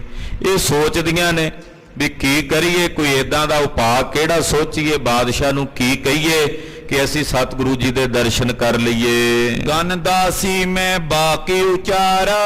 ਉਹ ਬੇਗਮਾਂ ਵੀ ਨੇ ਬਾਦਸ਼ਾਹ ਦੀਆਂ ਤੇ ਨੌਕਰਾਣੀਆਂ ਵੀ ਸੀ, ਲਾਗੇ ਗੋਲੀਆਂ ਵੀ ਸੀ, ਦਾਸੀਆਂ ਸੀ, ਉਹਨਾਂ ਨਾਲ ਗੱਲਬਾਤ ਕੀਤੀ। ਹਜ਼ਰਤ ਨਿਕਟ ਕੌਣ ਏ ਆਇਓ। ਉਹਨਾਂ ਨੂੰ ਪੁੱਛਦੀਆਂ, ਉਹ ਬੇਗਮਾਂ ਜਿਹੜੀਆਂ ਆਪਣੀਆਂ ਨਾ ਨੌਕਰਾਣੀਆਂ ਨੂੰ ਪੁੱਛਦੀਆਂ, ਉਹਨਾਂ ਨੂੰ ਪਤਾ ਨਹੀਂ ਸੀ ਸਤਿਗੁਰਾਂ ਬਾਰੇ ਵੀ ਇਹ ਕੌਣ ਨੇ। ਉਹ ਨੌਕਰਾਣੀਆਂ ਨੂੰ ਪੁੱਛਦੀਆਂ, ਕਹਿਣ ਲੱਗੀਆਂ ਵੀ ਇਹ ਬਾਦਸ਼ਾਹ ਸਲਾਮਤ ਦੇ ਕੋਲ ਕੌਣ ਆਇਆ ਸੀ ਇਹ ਪੁਰਖ। ਹਾਂਜੀ, ਮਿਲ ਬੋਲਤ ਚਿਰਕਾਲ ਬਿਤਾਇਓ। ਬੜਾ ਲੰਮਾ ਸਮਾਂ ਇਹ ਬਾਦਸ਼ਾਹ ਸਲਾਮਤ ਕੋਲ ਬੈਠ ਕੇ ਗਏ ਨੇ, ਬੜੀਆਂ ਸੋਹਣੀਆਂ ਗੱਲਾਂ ਬਾਤਾਂ ਹੋਈਆਂ ਬਾਦਸ਼ਾਹ ਨਾਲ। ਇਹ ਕੌਣ ਸੀ ਇਹ ਨਰ, ਇਹ ਪੁਰਖ ਕੌਣ ਸੀ? ਦਾਸੀ ਏਕ ਬ੍ਰਿਦਾ ਸਭ ਜਾਣੇ। ਇੱਕ ਬੁੱਢੀ ਦਾਸੀ ਸੀ ਉੱਥੇ ਬਜ਼ੁਰਗ, ਉਹ ਜਾਣਦੀ ਸੀ ਸਾਰਾ ਕੁਝ, ਮਹਾਰਾਜ ਜੀ ਬਾਰੇ ਵੀ ਜਾਣਦੀ ਸੀ। ਉਹ ਜਿਹੜੀ ਬੁੱਢੀ ਦਾਸੀ ਸੀ ਉਹ ਬੇਗਮਾਂ ਨੂੰ ਦੱਸਣ ਲੱਗੀ। ਸਭ ਬੇਗਮ ਕੋ ਭੇਵ ਬਖਾਨੇ। ਉਹਨੇ ਫਿਰ ਸਾਰਾ ਭੇਦ ਦੱਸਿਆ ਵੀ ਇਹ ਕੌਣ ਸਨ। ਸ਼੍ਰੀ ਹਰਿ ਗੋਬਿੰਦ ਏ ਗੁਰ ਪੀਰ। ਕਹਿਣ ਲੱਗੀ ਬੁੱਢੀ ਉਹ ਮਾਈ ਜਿਹੜੀ ਸੀ ਬੇਗਮਾਂ ਨੂੰ, ਐ ਬੇਗਮਾਤ ਸੁਣੋ, ਇਹ ਜੋ ਆਏ ਸਨ ਇਹ ਪੀਰਾਨ ਪੀਰ ਸ਼੍ਰੀ ਗੁਰੂ ਹਰਗੋਬਿੰਦ ਸਾਹਿਬ ਸਨ। ਇਹ ਪੀਰਾਂ ਦੇ ਪੀਰ ਨੇ, ਇਹ ਸ਼੍ਰੀ ਗੁਰੂ ਹਰਗੋਬਿੰਦ ਸਾਹਿਬ ਜੀ ਸਨ। ਭਏ ਸਹਾਇਕ ਸ਼ਾਹ ਸਰੀਰ। ਇਹ ਉਹੀ ਨੇ ਜਿਨ੍ਹਾਂ ਨੇ ਤੁਹਾਡੇ ਸਿਰ ਦੇ ਸਾਈਂ ਨੂੰ ਬਚਾਇਆ ਹੈ, ਤੁਹਾਡੇ ਸਾਈਂ ਨੂੰ, ਯਾਨੀ ਕਿ ਬਾਦਸ਼ਾਹ ਸਲਾਮਤ ਨੂੰ ਇਹਨਾਂ ਨੇ ਰੱਖਿਆ, ਇਹਨਾਂ ਕਰਕੇ ਬਾਦਸ਼ਾਹ ਦਾ ਸਰੀਰ ਬਚਿਆ। ਦੁਰਗ ਗਵਾਲੀਅਰ ਬੈਠੇ ਜਾਏ। ਇਹਨਾਂ ਨੇ ਹੀ ਬਾਦਸ਼ਾਹ ਦੇ ਸੁੱਖ ਲਈ ਗਵਾਲੀਅਰ ਦੇ ਕਿਲੇ 'ਚ ਤਪ ਕੀਤਾ ਕਿ ਬਾਦਸ਼ਾਹ ਸੁਖੀ ਰਵੇ। ਉਹਦੇ ਲਈ ਗਵਾਲੀਅਰ ਦੇ ਕਿਲੇ ਵਿੱਚ ਜਾ ਕੇ ਇਹਨਾਂ ਨੇ ਤਪ ਕੀਤਾ। ਕਰੇ ਜਾਪ ਲਈ ਸ਼ਾਹ ਬਚਾਏ। ਉੱਥੇ ਇਹਨਾਂ ਨੇ ਲੰਮਾ ਅਰਸਾ ਜਾਪ ਕੀਤਾ ਤੇ ਬਾਦਸ਼ਾਹ ਨੂੰ ਬਚਾ ਲਿਆ। ਨਹੀਂ ਤਾਂ ਦੱਸਿਆ ਜਾਂਦਾ ਵੀ ਬਾਦਸ਼ਾਹ ਤੇ ਸਾੜ ਸਤੀ ਆਈ ਸੀ, ਉਹ ਤਾਂ ਟਲੀ ਹੈ ਜੇ ਇਹਨਾਂ ਨੇ ਕਿਰਪਾ ਕੀਤੀ ਹੈ। ਕੀਤਕ ਮਾਸ ਬਿਤੇ ਚੱਲ ਆਏ। ਉੱਥੇ ਗਵਾਲੀਅਰ ਦੇ ਕਿਲੇ 'ਚ ਕੁਝ ਮਹੀਨੇ ਰਹੇ ਨੇ ਔਰ ਹੁਣ ਕੁਝ ਦਿਨ ਪਹਿਲਾਂ ਹੀ ਇਹ ਵਾਪਸ ਆਏ ਹਨ। ਹਜ਼ਰਤ ਮਾਨੇ ਸੀਸ ਨਿਵਾਏ। ਉਹ ਬਾਦਸ਼ਾਹ ਇਹਨਾਂ ਦਾ ਬਹੁਤ ਸਤਿਕਾਰ ਕਰਦਾ, ਇਹਨਾਂ ਨੂੰ ਸੀਸ ਝੁਕਾ ਕੇ ਨਮਸਕਾਰ ਕਰਦਾ, ਇਹਨਾਂ ਦਾ ਅਹਿਸਾਨ ਆਪਣੇ ਸਿਰ ਤੇ ਮੰਨਦਾ। ਅਨਕੇ ਉਪਾਇਨ ਅਰਪਨ ਕਰੇ। ਔਰ ਬਾਦਸ਼ਾਹ ਇਹਨਾਂ ਦਾ ਇੰਨਾ ਅਦਬ ਰੱਖਦਾ ਕਿ ਬਹੁਤ ਸਾਰੀਆਂ ਭਿਟਾਵਾਂ ਬਾਦਸ਼ਾਹ ਇਹਨਾਂ ਦੇ ਚਰਨਾਂ ਵਿੱਚ ਅਰਪਣ ਕਰਦਾ ਹੈ। ਸਹਿਤ ਪ੍ਰੀਤ ਕੇ ਸ਼ਰਦਾ ਧਰੇ। ਬੜੀ ਪ੍ਰੀਤ ਰੱਖਦਾ ਬਾਦਸ਼ਾਹ, ਹਿਰਦੇ 'ਚ ਬੜੀ ਸ਼ਰਧਾ, ਬਹੁਤ ਭਾਵਨਾ ਰੱਖਦਾ। ਸੁਨ ਬੇਗਮ ਤਬ ਰਚਿਓ ਉਪਾਏ। ਜਦੋਂ ਬੁੱਢੀ ਮਾਈ ਜਿਹੜੀ ਦਾਸੀ ਸੀ ਨਾ ਬੇਗਮਾਂ ਦੀ, ਉਹਨਾਂ ਨੇ ਸੁਣਿਆ, ਕਿਉਂਕਿ ਪਹਿਲਾਂ ਤਾਂ ਉਹਨਾਂ ਨੂੰ ਇਹ ਸੀ ਵੀ ਖਬਰੇ ਬਗਾਨਾ ਪੁਰਖ ਕੌਣ ਹੈ, ਮਨ 'ਚ ਤਾਂ ਇੱਛਾ ਹੋ ਗਈ ਵੀ ਮਿਲੀਏ, ਪਰ ਸੋਚਿਆ ਵੀ ਬਗਾਨੇ ਬੰਦੇ ਨੂੰ ਬਾਦਸ਼ਾਹ ਥੋੜੀ ਮਿਲਣ ਦੇਗਾ। ਪਰ ਜਦੋਂ ਹੁਣ ਇਹਨਾਂ ਨੂੰ ਪਤਾ ਲੱਗਾ ਵੀ ਇਹ ਗੁਰੂ ਪੀਰ ਨੇ, ਤਾਂ ਬੇਗਮਾਂ ਦੀ ਗੱਲ ਬਣ ਗਈ, ਕਹਿੰਦੇ ਤਾਂ ਵਿਉਤਬੰਦੀ ਬਣ ਗਈ ਵੀ ਅਸੀਂ ਕਹਾਂਗੇ ਵੀ ਬਾਦਸ਼ਾਹ ਤੂੰ ਜਿਹੜੇ ਸਾਹਿਬ ਦੇ ਦਰਸ਼ਨ ਕਰਦਾ ਜਿਨ੍ਹਾਂ ਨੇ ਤੈਨੂੰ ਬਚਾਇਆ ਹੈ, ਅਸੀਂ ਵੀ ਉਹਨਾਂ ਦੇ ਦਰਸ਼ਨ ਕਰੀਏ, ਸਾਡੀ ਵੀ ਇੱਛਾ ਹੈ। ਤੋ ਇਦਾਂ ਇਹਨਾਂ ਨੇ ਉਪਾਅ ਚਿਤਵ ਲਿਆ ਬੇਗਮਾਂ ਨੇ। ਕਹੇ ਸ਼ਾਹ ਸੋ ਪੀਰ ਦਿਖਾਏ। ਬਾਦਸ਼ਾਹ ਨੂੰ ਕਹਿਣ ਲੱਗੀਆਂ ਵੀ ਸਾਨੂੰ ਉਸ ਪੀਰ ਦੇ ਦਰਸ਼ਨ ਕਰਾਓ। ਹਮ ਪੀ ਬੰਦੇਂਗੀ ਤਿੰਨ ਚਰਨ। ਜਿਹੜੇ ਪੀਰ ਨੇ ਤੁਹਾਡੀ ਰੱਖਿਆ ਕੀਤੀ ਹੈ, ਅਸੀਂ ਵੀ ਉਹਨਾਂ ਦੇ ਚਰਨ ਮਨਾਵਾਂਗੀਆਂ, ਅਸੀਂ ਵੀ ਉਹਨਾਂ ਦੇ ਚਰਨਾਂ ਤੇ ਬੰਦਨਾ ਕਰਾਂਗੀਆਂ। ਜਿਨ ਦਰਸ਼ਨ ਤੇ ਦੁੱਖ ਗਨ ਹਰਨ। ਜਿਨ੍ਹਾਂ ਦੇ ਦਰਸ਼ਨ ਕਰਕੇ ਦੁੱਖ ਹਰੇ ਜਾਂਦੇ ਨੇ, ਜਿਨ੍ਹਾਂ ਦੇ ਦਰਸ਼ਨ ਕਰਕੇ ਦੁੱਖ ਕੱਟੇ ਜਾਂਦੇ ਨੇ, ਬਾਦਸ਼ਾਹ ਉਹਨਾਂ ਦੇ ਦਰਸ਼ਨ ਸਾਨੂੰ ਵੀ ਕਰਾਓ। ਗਇਓ ਸ਼ਾਹ ਆਪਣੇ ਰਣਵਾਸ। ਕਹਿੰਦੇ ਇਹ ਗੱਲ ਕਰਾਂਗੀਆਂ ਅਸੀਂ। ਇਹਨਾਂ ਨੇ ਵਿਉਂਤਬੰਦੀ ਬਣਾ ਲਈ ਸਾਰੀਆਂ ਬੇਗਮਾਂ ਨੇ। ਕਹਿੰਦੇ ਜਦੋਂ ਬਾਦਸ਼ਾਹ ਆਪਣੇ ਰਣਵਾਸ 'ਚ ਆਇਆ ਇਹਨਾਂ ਬੇਗਮਾਂ ਦੇ ਕੋਲ, ਖਾਨ ਪਾਨ ਕੇ ਕਰਨ ਬਿਲਾਸ। ਉਹ ਖਾਨ ਪਾਨ ਕੀਤਾ ਬਾਦਸ਼ਾਹ ਨੇ, ਰਾਤਰੀ ਦਾ ਸਮਾਂ ਸੀ, ਰਾਣੀਆਂ ਨੇ ਸੇਵਾ ਟਹਿਲ ਕੀਤੀ, ਬਾਦਸ਼ਾਹ ਨੂੰ ਭੋਜਨ ਛਕਾਇਆ। तब बेगम ने बात चलाई। ਉਹ ਸਮਾਂ ਪਾ ਕੇ ਵੀ ਬਾਦਸ਼ਾਹ ਹੁਣ ਬੈਠਾ ਹੈ ਤੇ ਇਹਦੇ ਨਾਲ ਗੱਲ ਕਰੀਏ ਉਹੀ ਕਿ ਅਸੀਂ ਵੀ ਗੁਰੂ ਸਾਹਿਬ ਦੇ ਦਰਸ਼ਨ ਕਰਨੇ ਆ। ਨੂਰ ਜਹਾਂ ਜਿਹੜੀ ਇਹਨਾਂ ਵਿੱਚੋਂ ਮੁੱਖ ਬੇਗਮ ਸੀ, ਉਹਨੇ ਗੱਲ ਛੇੜੀ, ਕਹਿਣ ਲੱਗੀ पीर पए तुमरे जो सहाई। ਕਹਿਣ ਲੱਗੀਆਂ ਬੇਗਮਾਂ ਬਾਦਸ਼ਾਹ ਸਲਾਮਤ, ਜਿਹੜੇ ਪੀਰ ਜੀ ਨੇ ਤੁਹਾਡੀ ਸਹਾਇਤਾ ਕੀਤੀ ਹੈ, ਜਿਸ ਪੀਰ ਜੀ ਨੇ ਤੁਹਾਡੀ ਮਦਦ ਕੀਤੀ ਹੈ, दर्शन ते अग ओगन हरता। ਉਹਨਾਂ ਦੇ ਦਰਸ਼ਨ ਕੀਤਿਆਂ ਪਾਪ ਕੱਟੇ ਜਾਂਦੇ ਨੇ। ਕਹਿੰਦੇ ਇੰਨੇ ਮਹਾਤਮ ਨੇ ਉਹਨਾਂ ਦੇ ਦਰਸ਼ਨਾਂ ਦਾ ਕਿ ਉਹਨਾਂ ਦੇ ਦੀਦਾਰ ਕੀਤਿਆਂ, ਉਹਨਾਂ ਦੇ ਦਰਸ਼ਨ ਕੀਤਿਆਂ ਪੁੰਨ ਪ੍ਰਾਪਤ ਹੁੰਦੇ ਨੇ ਔਰ ਪਾਪ ਕੱਟੇ ਜਾਂਦੇ ਨੇ। संकट में सहाय को करता। ਤੇ ਜਦੋਂ ਕਿਤੇ ਸੰਕਟ ਪੈਂਦਾ ਤੇ ਉਹ ਸਹਾਇਤਾ ਕਰਦੇ ਆ ਉਹਨਾਂ ਦੀ, ਜਿਹੜੇ ਉਹਨਾਂ ਦੀ ਸ਼ਰਨ ਜਾਂਦੇ ਨੇ ਉਹ ਉਹਨਾਂ ਦੀ ਸਹਾਇਤਾ ਕਰਦੇ ਹਨ। है कि नहीं इनके संगदारा। ਤੇ ਬਾਦਸ਼ਾਹ ਅਸੀਂ ਹੈਰਾਨੀ ਨਾਲ ਪੁੱਛਦੀਆਂ ਤੈਨੂੰ ਵੀ ਇਹ ਇਕੱਲੇ ਹੀ ਆਏ ਨੇ ਕਿ ਨਾਲ ਇਹਨਾਂ ਦੇ ਮਹਿਲ ਵੀ ਨੇ, ਇਹਨਾਂ ਦੀਆਂ ਘਰ ਵਾਲੀਆਂ ਉਹ ਵੀ ਹੈਣ ਕਿ ਨਹੀਂ ਇਹਨਾਂ ਦੇ ਨਾਲ। सुन हजरत ने बाके अचारा। ਸੁਣ ਕੇ ਅੱਗੋਂ ਬਾਦਸ਼ਾਹ ਬੋਲਿਆ, ਉਹਨਾਂ ਬੇਗਮਾਂ ਨੂੰ ਕਹਿਣ ਲੱਗਾ, पूरबई संसी मुझे ऐसे। ਕਹਿਣ ਲੱਗਾ ਨੂਰ ਜਹਾਂ ਦੂਜੀਆਂ ਬੇਗਮਾਂ ਨੂੰ ਸੰਬੋਧਨ ਕਰਕੇ, ਕਹਿੰਦਾ ਮੇਰੇ ਮਨ ਵਿੱਚ ਤਾਂ ਪਹਿਲਾਂ ਵੀ ਇਦਾਂ ਦਾ ਖਿਆਲ ਆਉਂਦਾ ਹੈ, ਤੁਸੀਂ ਇਹ ਪੁੱਛ ਲਈ ਹੈ ਗੱਲ, ਅੱਜ ਮੇਰੇ ਮਨ 'ਚ ਵੀ ਇਹ ਖਿਆਲ ਆਇਆ ਸੀ। तरन अवस्था इनकी जैसे। ਇਹ ਭਰ ਜਵਾਨੀ ਦੀ ਅਵਸਥਾ ਵਿੱਚ ਨੇ, ਤਨ ਦੇ ਉੱਤੇ ਪੂਰੀ ਤਰਨਤਾਈ ਜਵਾਨੀ ਹੈ। रूपे अनुपम मृदुल सुभाए। ਬਾਦਸ਼ਾਹ ਨਾ ਆਪਣੀ, ਕਿਉਂਕਿ ਜਿਹੋ ਜਿਹਾ ਕੋਈ ਬਿਰਤੀ ਵਾਲਾ ਹੁੰਦਾ ਉਹਨੂੰ ਆਪਣੀ ਬਿਰਤੀ ਵਾਲੀ ਨਜ਼ਰ ਆਉਂਦੇ। ਕਹਿਣ ਲੱਗਾ ਵੀ ਇਹ ਭਰ ਜਵਾਨੀ ਦੀ ਅਵਸਥਾ 'ਚ ਨੇ, ਕਈ ਮਹੀਨੇ ਹੋ ਗਏ ਨੇ ਇਹਨਾਂ ਨੂੰ ਇੱਧਰ ਆਇਆ, ਮੇਰੇ ਮਨ 'ਚ ਵੀ ਸੰਦੇਹ ਹੈ ਵੀ ਇਹਨਾਂ ਦੇ ਨਾਲ ਇਹਨਾਂ ਦੀ ਘਰਵਾਲੀ ਜਾਂ ਇਹਨਾਂ ਦੀ ਕੋਈ ਇਸਤਰੀ ਮਹਿਲ ਨਹੀਂ ਹੈ, ਤੇ ਇਹਨਾਂ ਦਾ ਸਵਰੂਪ ਇਤਨਾ ਸੁੰਦਰ ਹੈ ਤੇ ਜਿਹੜਾ ਵੇਖਦਾ ਹੈ ਉਹਦਾ ਮਨ ਹਰਿਆ ਜਾਂਦਾ ਹੈ। बोलत बदन कमल बिकसाए। ਜਦੋਂ ਬੋਲਦੇ ਨੇ ਤੇ ਜਿਵੇਂ ਕਮਲ ਦਾ ਫੁੱਲ ਖਿੜਦਾ ਹੈ, ਏਦਾਂ ਇਹਨਾਂ ਦਾ ਚਿਹਰਾ ਖਿੜ ਜਾਂਦਾ ਹੈ। करो पीर को परखन अबे। ਬਾਦਸ਼ਾਹ ਨੇ ਫਿਰ ਕਹਿਣ ਲੱਗਾ ਬੇਗਮਾਂ ਨੂੰ, ਕਹਿੰਦਾ ਏਦਾਂ ਕਰੋ ਤੁਸੀਂ ਇਹਨਾਂ ਦੀ ਪਰਖ ਕਰੋ, ਗੁਰੂ ਹਰਗੋਬਿੰਦ ਸਾਹਿਬ ਨੂੰ ਤੁਸੀਂ ਜਾ ਕੇ ਪਰਖੋ। अपने तन को सब श्रृंगारो। ਤੁਸੀਂ ਪੂਰੇ ਹਾਰ ਸ਼ਿੰਗਾਰ ਕਰਕੇ ਜਾਣਾ ਹੈ ਆਪਣੇ ਤਨ ਤੇ। ਵੇਖੋ ਵੀ ਤੁਹਾਨੂੰ ਵੇਖ ਕੇ ਉਹਨਾਂ ਦੇ ਨੇਤਰ ਵਿਚਲਿਤ ਹੁੰਦੇ ਕਿ ਉਹ ਡੋਲਦੇ ਆ। ਗੁਰੂ ਨਾਨਕ ਸਾਹਿਬ ਨੂੰ ਵੀ ਪਰਖਣ ਲਈ ਰਾਜੇ ਸ਼ਿਵਨਾਭ ਨੇ ਨਾ ਸਿੰਗਲਾ ਦੀਪ ਦੇ ਟਾਪੂ ਤੇ ਪਦਮਨੀ ਜਾਤੀ ਦੀਆਂ ਇਸਤਰੀਆਂ ਭੇਜੀਆਂ ਸੀ, ਤਾਂ ਮੇਰੇ ਸਾਹਿਬਾਂ ਨੇ ਉਹਨਾਂ ਨੂੰ ਸੰਬੋਧਨ ਕਰਕੇ ਕਿਹਾ ਸੀ, ਗਾਛੋ ਪੁੱਤਰੀ ਰਾਜ ਕੁਆਰ, ਭਜਨ ਕਰੋ ਬੇਟਾ, ਇਹ ਸਰੀਰ ਮਿਲਿਆ ਪਰਮੇਸ਼ਰ ਨੇ ਦਿੱਤਾ, ਇਹ ਅਕਾਲ ਪੁਰਖ ਦੇ ਭਜਨ ਵਾਸਤੇ ਆ, ਵਿਕਾਰ ਭੋਗਣ ਵਾਸਤੇ ਨਹੀਂ ਹੈ। ਤੋ ਬਾਦਸ਼ਾਹ ਨੇ ਵਿਚਾਰ ਕੀਤੀ ਬੇਗਮਾਂ ਨਾਲ, ਕਹਿੰਦਾ ਆਪਾਂ ਇਹਨਾਂ ਦੀ ਪਰਖ ਕਰਕੇ ਵੇਖੀਏ, ਕਿਉਂਕਿ ਅਕਸਰ ਇੱਥੇ ਆ ਕੇ ਵੱਡੇ ਵੱਡੇ ਤਪਸਵੀ ਡੋਲ ਜਾਂਦੇ ਆ, ਬਹੁਤ ਔਖੀ ਘਾਟੀ ਆ ਕਾਮ ਨੂੰ ਵਿਜੇ ਕਰਨਾ।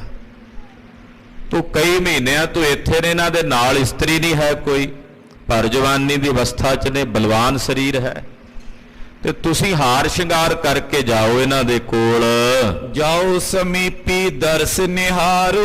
ਤੇ ਜਾ ਕੇ ਵੇਖੋ ਵੀ ਇਹ ਕਾਮ ਬਸੀ ਹੁੰਦੇ ਆ, ਤੁਹਾਡੇ ਹਾਵ ਭਾਵ ਵੇਖ ਕੇ ਤੁਹਾਡੇ ਪ੍ਰਭਾਵ ਥੱਲੇ ਆਉਂਦੇ ਆ ਕਿ ਨਹੀਂ।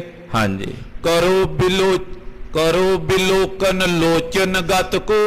ਜਦੋਂ ਤੁਸੀਂ ਜਾਣਾ ਤੇ ਉਹਨਾਂ ਦੇ ਨੇਤਰਾਂ ਵੱਲ ਜ਼ਰੂਰ ਵੇਖਿਓ, ਕਿ ਜਦੋਂ ਤੁਸੀਂ ਜਾਓਗੀਆਂ ਆਪਣੇ ਹਾਵ ਭਾਵ ਕਰੋਗੀਆਂ ਤੇ ਵੇਖਿਓ ਵੀ ਉਹਨਾਂ ਦੇ ਨੇਤਰਾਂ 'ਚ ਕੋਈ ਫਰਕ ਆਉਂਦਾ, ਕਿਉਂਕਿ ਕਾਮੀ ਪੁਰਖ ਜਿਸ ਅੰਦਰ ਵਿਵਚਾਰ ਦੀ ਬਿਰਤੀ ਉਤਪੰਨ ਹੁੰਦੀ ਹੈ ਕਿਸੇ ਪਰ ਰੂਪ ਨੂੰ ਵੇਖ ਕੇ, ਉਹਦੇ ਨੇਤਰ ਵਿਚਲਿਤ ਹੋ ਜਾਂਦੇ ਹਨ। ਨੇਤਰਾਂ ਤੋਂ ਵੀ ਪਤਾ ਲੱਗ ਜਾਂਦਾ ਹੈ ਕਿ ਉਹਦੇ ਨੇਤਰਾਂ ਵਿੱਚ ਕੀ ਚੱਲ ਰਿਹਾ, ਨਿਗਾਹ ਤੋਂ, ਹਾਵ ਭਾਵ ਤੋਂ। ਕਹਿਣ ਲੱਗਾ ਵੀ ਤੁਸੀਂ ਪਰਖਣਾ ਉਹਨਾਂ ਨੂੰ, ਉਹਨਾਂ ਦੇ ਨੇਤਰ ਵੇਖਿਓ ਵੀ ਉਹ ਕੀ ਕਰਦੇ ਹਨ। ਹੋਏ ਕਹਿਨੇ ਵਿਕਾਰ ਤਬ ਚਿਤ ਕੋ।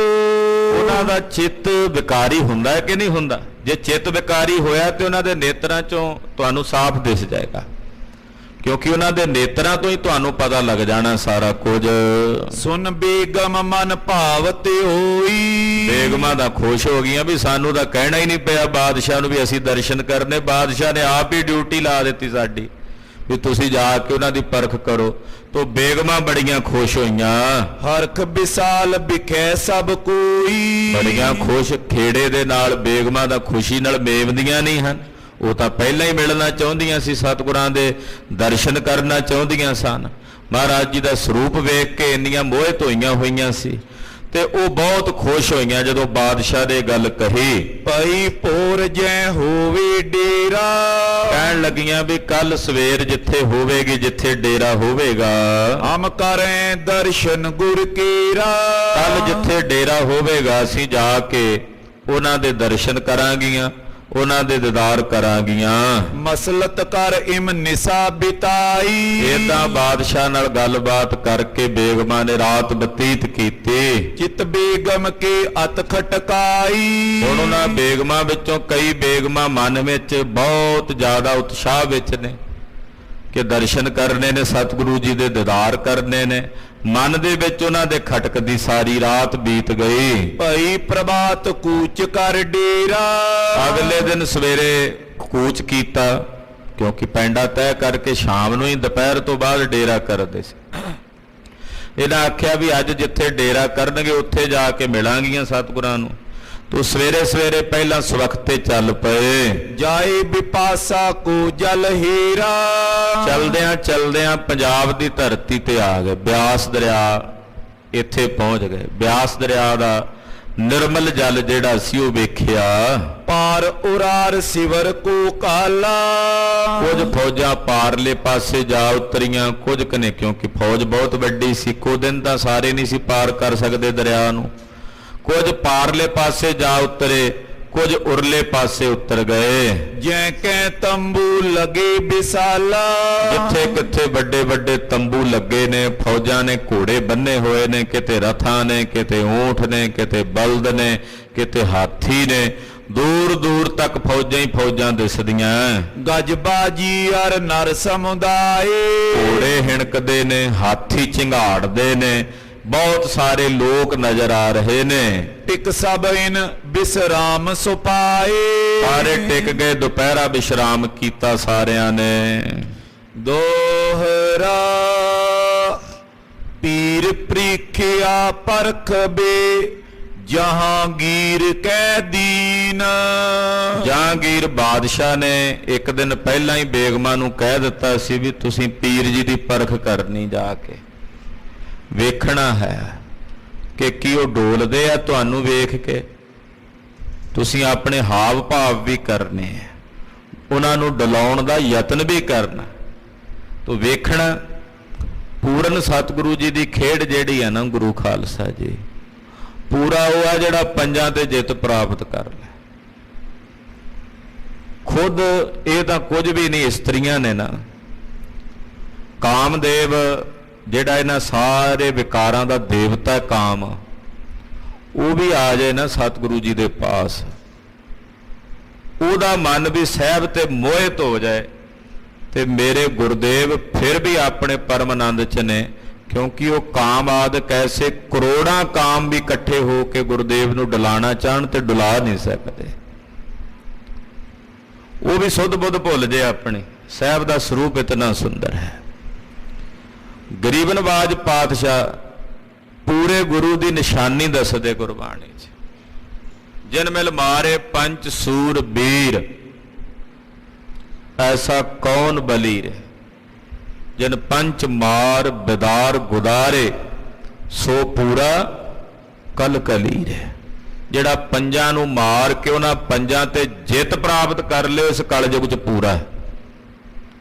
ਔਰ ਐਸਾ ਪੂਰਾ ਗੁਰੂ ਜਿਹੜਾ ਪੰਜਾਂ ਤੇ ਜਿੱਤ ਪ੍ਰਾਪਤ ਕਰ ਲਵੇ, ਉਹ ਧੰਨ ਗੁਰੂ ਨਾਨਕ ਸਾਹਿਬ 10 ਪਾਤਸ਼ਾਹੀਆਂ ਤੇ ਜਗਤ ਗੁਰੂ ਸ੍ਰੀ ਗੁਰੂ ਗ੍ਰੰਥ ਸਾਹਿਬ ਜੀ ਹਨ। कितने ही ऐसे इतिहासक वाक्यात।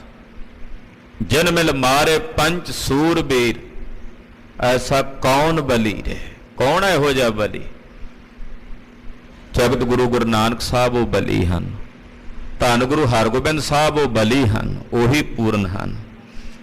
ਗਰੀਬ ਨਵਾਜ ਪਾਤਸ਼ਾਹ ਨੂੰ ਪਰਖਣ ਲਈ ਬਾਦਸ਼ਾਹ ਨੇ ਵਿਉਂਤਬੰਦੀ ਬਣਾਈ ਹੋਈ ਸੀ। ਪਹਿਲਾਂ ਸਿਖਾ ਦਿੱਤਾ ਸੀ ਬੇਗਮਾਂ ਨੂੰ, ਕਹਿ ਦਿੱਤਾ ਸੀ ਕਿ ਕੱਲ ਨੂੰ ਜਿੱਥੇ ਡੇਰਾ ਹੋਵੇਗਾ ਤੁਸੀਂ ਜਾਣਾ ਔਰ ਪੀਰ ਜੀ ਦੀ ਪਰਖ ਕਰਕੇ ਵੇਖਣਾ। ਸਭ ਬੇਗਮ ਮਨ ਪਾਵਤੀ, ਜਾਨ ਹਰਖ ਵੱਡ ਕੀਨ। ਜਿੰਨੀਆਂ ਇਹ ਬੇਗਮਾਂ ਸਨ ਇਹਨਾਂ ਦੇ ਮਨ ਭਾਉਂਦੀ ਹੋ ਗਈ, ਇਹ ਤਾਂ ਅੱਗੇ ਚਾਹੁੰਦੀਆਂ ਸੀ ਮਿਲਣਾ ਬੜੀਆਂ ਖੁਸ਼ੀ ਦੇ ਨਾਲ, ਇਹ ਤਾਂ ਉਡੀਕ ਰਹੀਆਂ ਸੀ ਇਸ ਸਮੇਂ ਨੂੰ।